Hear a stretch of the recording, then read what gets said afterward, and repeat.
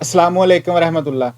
Good bacterias यानी इंसानी सेहत के लिए नागुज़ीर मुस्बत बैक्टीरियाज से भरपूर दही को माहिरीन की जानब से सेहत के लिए एक ख़जाना करार दिया जाता है, जिसको रोज़ाना की बुनियाद पर इस्तेमाल करने से इंसानी सेहत पर काफ़ी तिब्बी फ़वाइद हासिल होते हैं। तिब्बी और ग़ज़ाई माहिरीन की जानब से दही को ग़ज़ा का अहम हिस्सा करार दिया जाता है और तजवीज़ किया जाता है कि बेहतर सेहत के लिए हर उम्र के फ़र्द को इसका इस्तेमाल रोज़ाना की बुनियाद पर करना चाहिए।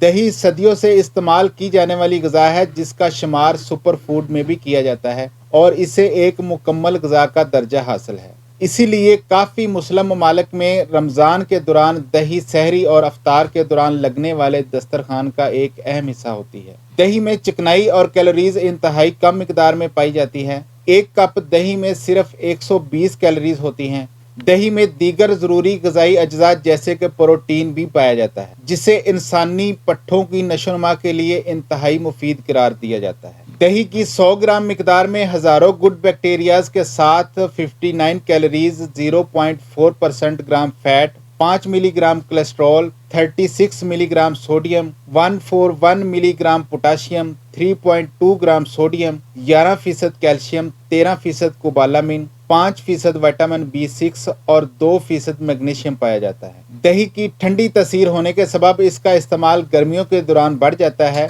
दही खाने या इससे बनी नमकीन या मीठी लस्सी पीने से देर तक भूख का एहसास नहीं होता और इंसान खुद को पुरसकून महसूस करता है। ग़िज़ाई माहिरीन के मुताबिक जो अफराद अपना मतलूबा सेहतमंदाना वज़न बरकरार रखना चाहते हैं, इन्हें रोज़ाना की बुनियाद पर 1 कप दही लाजमी खाना चाहिए, और जो अफराद वर्जिश करते हैं उनके मुतासरा पट्ठों के इलाज और नशोनुमा के लिए दही नहायत लाजम गुज़ा है। दही के इस्तेमाल से सेहत पर होने वाले तिब्बी फ़वाइद पर अब कुछ बात कर लेते हैं। अक्सर अफराद को दूध पीने से मैदे की तकलीफ़ का सामना होता है। ऐसे अफराद दूध में मौजूद एक जुज़ लैक्टोज को हज़म करने से कासर होते हैं। दूध के इस्तेमाल से कुछ अफराद के पेट में गैस बनने लगती है और कुछ लोगों का दूध के सबब वज़न बढ़ने लगता है। दही दूध का मुतबादिल करार दिया जाता है। दही के इस्तेमाल से इंसानी जिस्म को मतलूब तमाम ग़िज़ाइयत हासिल हो जाती है।